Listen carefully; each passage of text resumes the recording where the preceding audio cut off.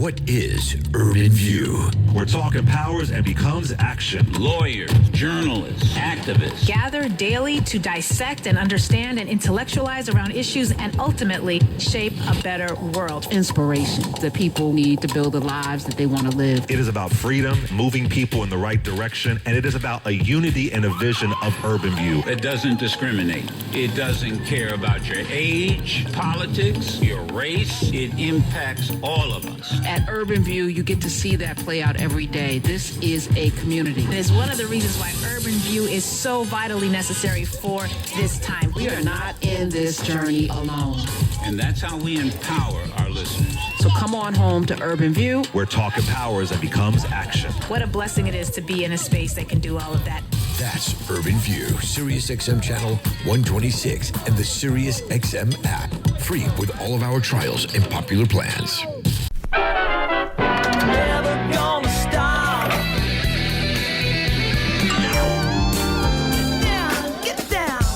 Music defines a generation. Music is a soundtrack of revolution. Music is a soundtrack of movement. Music is a soundtrack of cause. There is an intersection of politics and pop culture that you didn't even know existed.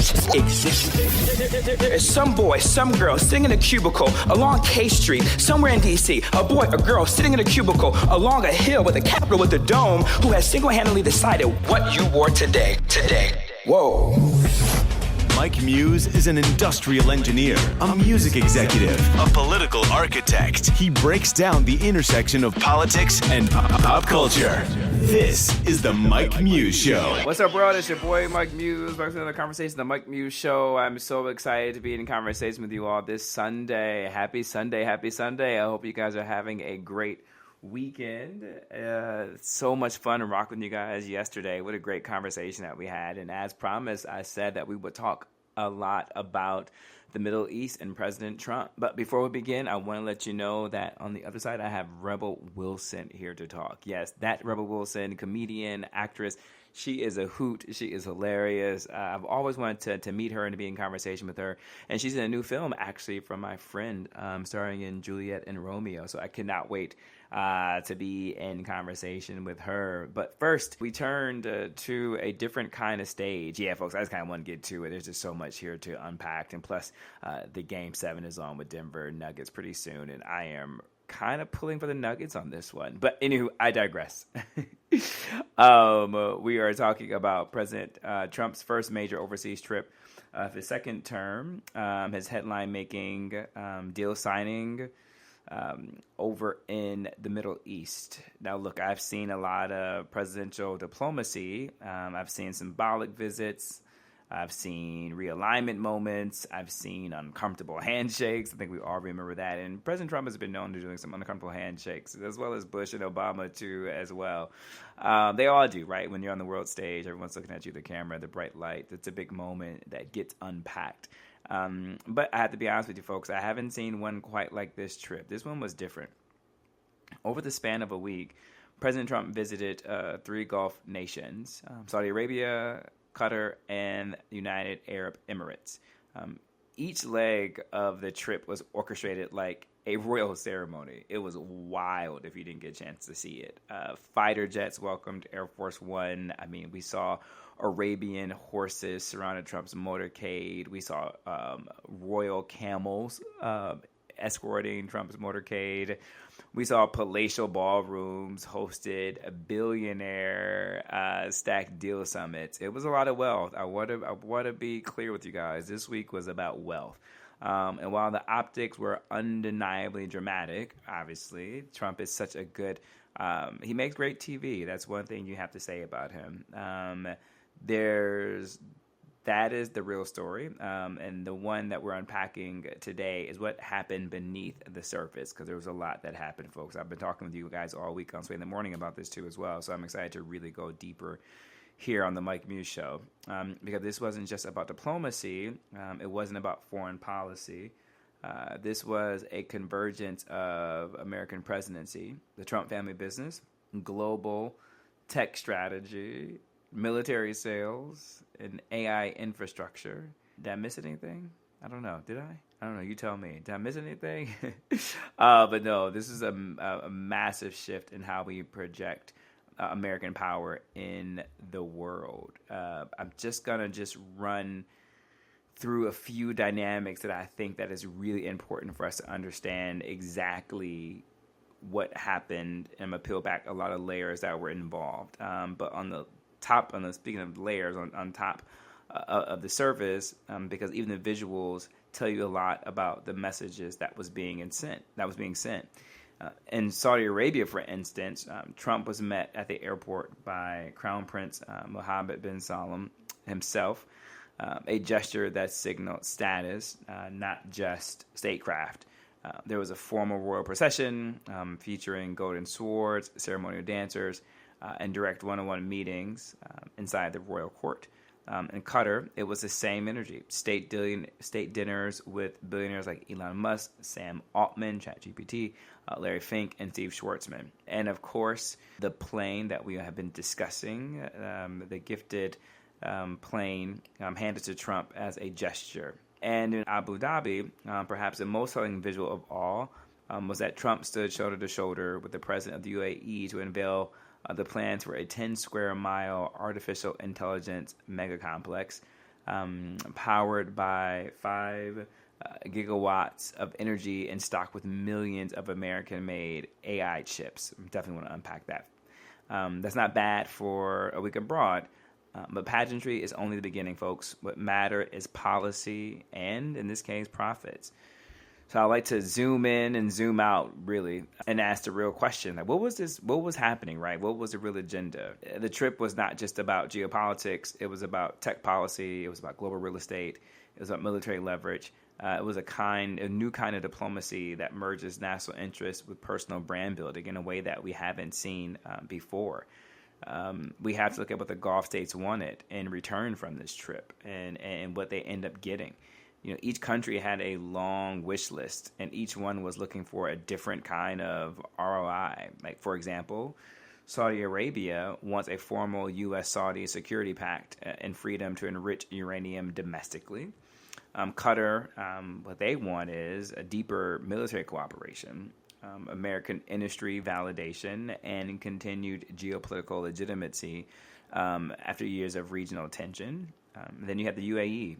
They want unfiltered access to U.S. technology and fast track to becoming an AI superpower.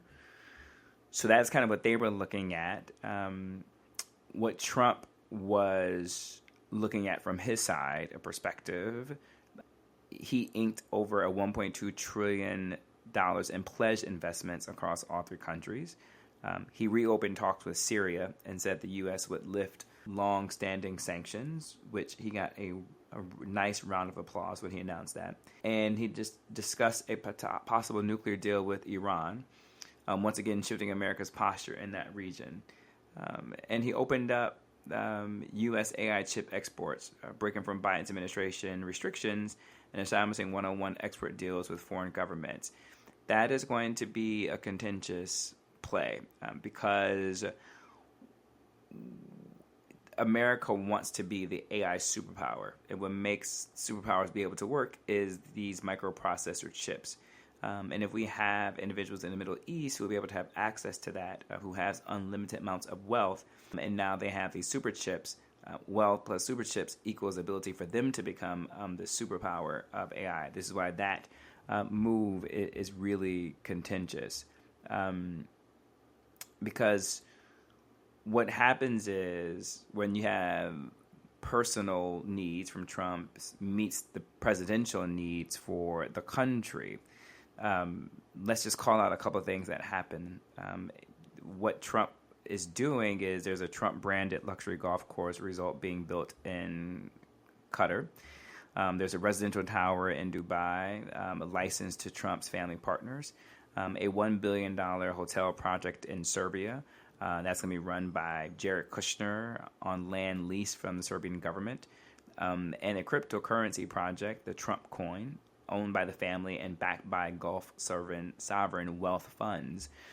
And then you add to that the $400 million Qatari jet, which Trump says will go to the Defense Department before being handed off to his presidential library for him to use. So it wasn't subtle about what was happening, right, in this exchange. And the question isn't just, is this legal? It's, can the American people trust that foreign policy decisions are being made for the country or for the brand, being Trump? So that it was the major question and the takeaways that this whole week was about.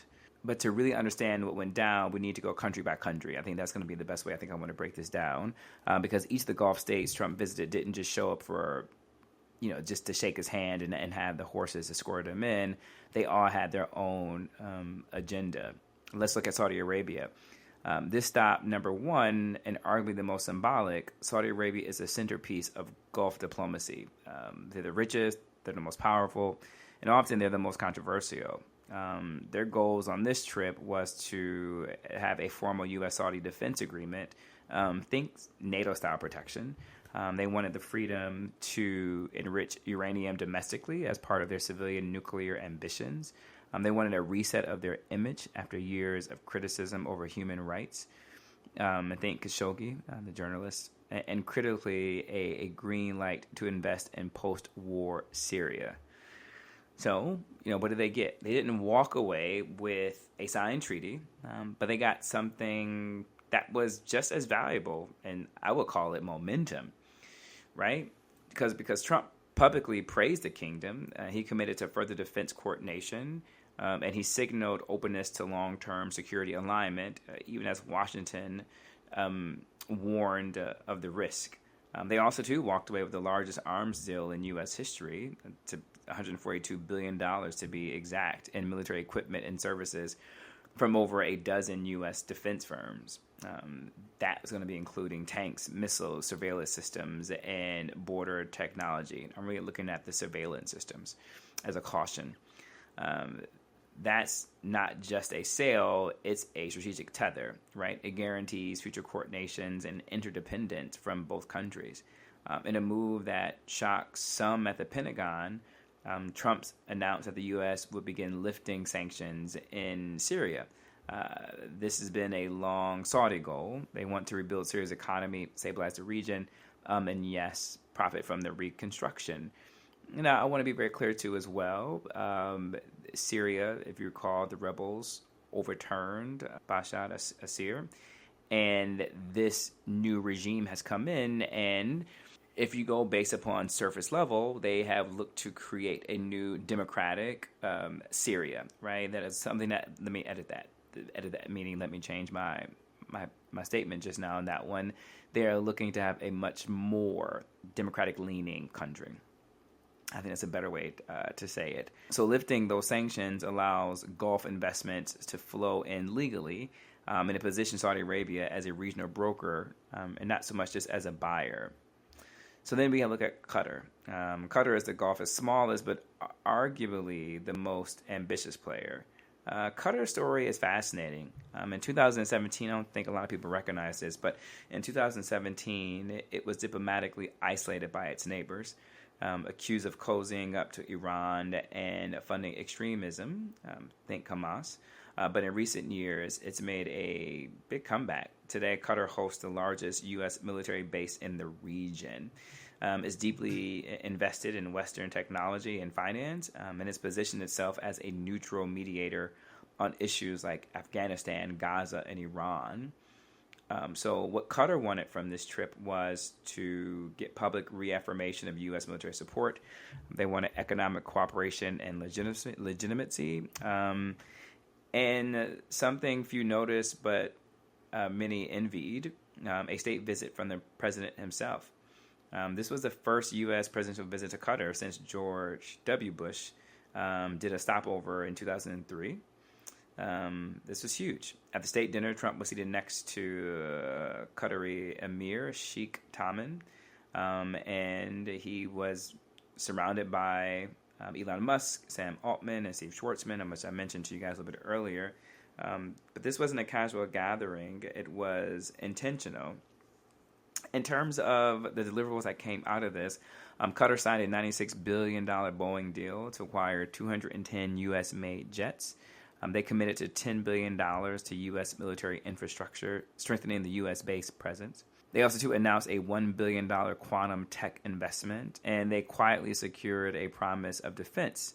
At a business roundtable, Trump said that, quote, "We are going to protect this country. You're right next to Iran. You're a foot away." It was subtle, but it was clear. And yes, again, just to double down, so I'm giving you guys a lot of Gulf states here. They're the ones who gave the Boeing jet that's valued over $400 million when it comes to that. So we're talking about the ethics a little bit later on that. But I have to bring in the UAE. This is the flashiest of the three. Dubai has long branded itself as the future. That is part of the UAE. A city of skyscrapers, if you recall. They have the driverless taxis, right? They're the ones who have these artificial islands, and now artificial intelligence. And what they were looking to do, to have what Trump has visit, is to become the epicenter of AI development outside the United States. And to do that, they need two things. One, they need access to our chips, especially NVIDIA's chips. They also need a formalized cooperation with U.S. tech firms to build and operate infrastructure. What they got was actually even more than I think that they were expecting. They got a bilateral export agreement allowing advanced U.S. chips to flow into the region, despite the concerns of national security, which I just outlined above, of regarding the fact that they have the money. And if you have these chips from America, money combined with these microprocessor chips equals them having a strong competitive advantage in AI and in cybersecurity, right? And also, too, cyber warfare, if you think about it. You know, we've always looked at different dynamics in the Middle East as like terrorism, if you will, in a traditional context. But as I've been saying, the theater of war is changing. It's going to cyber. Our adversaries are using cyber to attack the United States, and so it looks different. So that is part of some of the warnings that are going around, is that dynamic of what happens with, you know, the national security aspect of it. They also unveiled a 10 square mile AI data center campus in Abu Dhabi in partnership with U.S. firms like NVIDIA, Oracle, Salesforce, Google, and Uber, right? All the great American tech companies. This announcement that this campus would use over 2 million high-powered AI chips, potentially outpacing current infrastructure in Europe and most of South Asia. Folks, that is crazy. I just can't underestimate that enough. And also to a newly coined partnership, the U.S.-UAE AI Acceleration Agreement, intended to fast-track cooperation on everything from large language models, to cloud architecture. Trump's Commerce Secretary called it the greatest AI infrastructure announcement in history. The RAND Corporation called it bold and a risky bet. But the UAE says they will implement stringent safeguards. Only time would tell what's going to happen with that. But the message is clear, is that the UAE doesn't want to compete with Silicon Valley. They literally want to mirror Silicon Valley. And Trump just gave them the tools to do that. And I want to lean into that a little bit more, because when you think about all the immigration dynamic that we're seeing, when you see President Trump removing federal funding for research within colleges and universities, that limits colleges and universities' ability to do research for advanced technology and also to medical. But then also it makes people who are thinking about possibly as immigrants coming over here to work in tech, it gives them a different alternative. It gives them another place to go to take their talent. Think LeBron, right? To take their talent, their brains, to a place like the UAE that is trying to mirror Silicon Valley. And the UAE has money to give to these students now who are possibly thinking twice about coming to an unstable United States when it comes to immigration. But the broader strategy across all three nations is the Gulf isn't waiting for Washington. They're building new economic futures, and they're inviting Americans to participate, as also to around the world. So that is just something that we really need to think about when it comes to that, and thinking about the shift in how power is being traded, right? And it's almost being traded now through technology. This isn't and wasn't your grandfather's diplomacy to which we have known it. There was no peace accords or summit declarations. I found that to be really interesting, which I really want to highlight this new direction that we're going in. There was no joint press conferences on human rights. what we saw was this emergence of tech diplomacy, where you really thinking about like traditional trade routes, like shipping. They're replaced by like AI chips, where national security isn't about boots on the ground, but it's really about the data centers and the AI chips and who controls the infrastructure of tomorrow, right? This is why our adversaries, too, are looking at how can they disrupt the infrastructure of the United States through cyber. It's really about how artificial intelligence has become the new currency of power, and how Trump's Gulf tour may have just redefined the map, not by borders, but really by like servers when you think about it. I think one of the biggest single announcements of the trip and one of the most biggest infrastructure initiatives in the U.S. history of U.S. Middle East relations is this artificial intelligence campus in Abu Dhabi. It will include such a world-class infrastructure of technology. It isn't just going to become a data center. It's going to become a geopolitical outpost. I'm kind of looking at it as like an AI embassy, right? It's a physical manifestation of the next Cold War that's fought without tanks, but with bots and ones and zeros.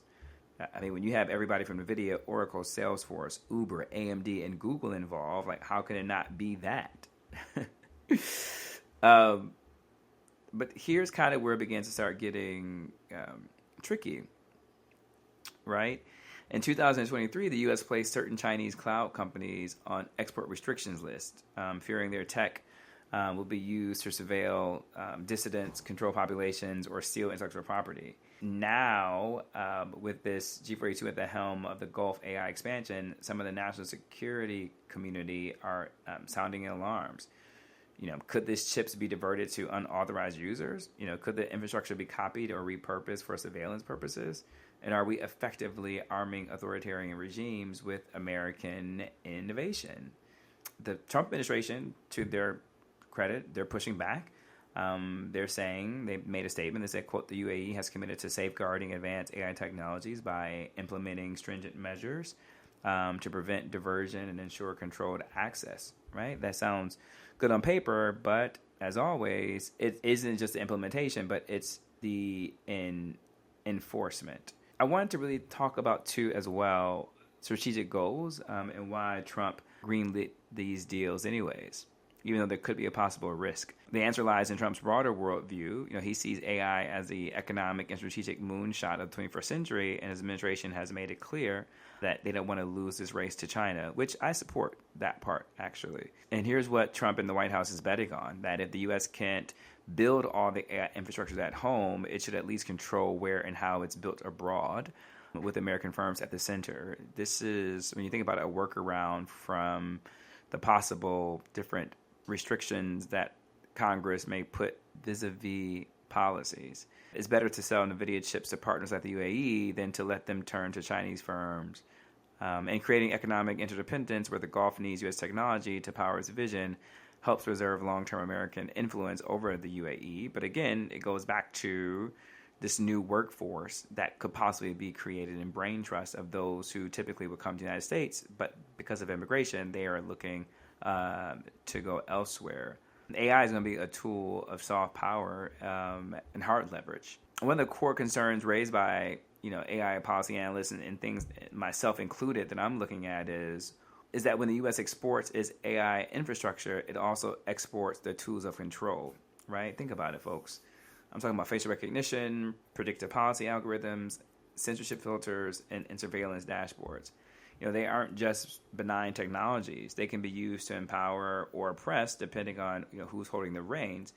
And in places like the UAE, where speech is restricted, opposition parties are banned, and civil society is tightly monitored, it's fair to ask, are we empowering these individuals or helping them control their people? To be clear, this isn't a reason to halt all corporations, but it's just a reason for oversight. But as I mentioned a little bit earlier, what's the enforcement of the oversight? And right now, there's no enforceable international framework governing AI exports, right? Just bilateral agreements otherwise, and just handshakes. In a case, a handshake between Trump and the royal family that wants AI not just to grow, but to govern. And so I think this is kind of how we have to think about the reimagining of American foreign policy through the lens of technology, infrastructure, and economic partnerships. But I want to pivot because it wasn't just America's national interest on display during this trip. It was also to the Trump brand. I kind of mean that literally, right? From the real estate developments to the licensing deals, the business of the Trump family was simply adjacent to this diplomatic tour. It was kind of just interwoven between it. In between all its commercial real estate properties, its cryptocurrency, the jet. I just want to take as a close, I want to go down to why I bring those dynamics up, because here in America, we have what's called the Emoluments Clause.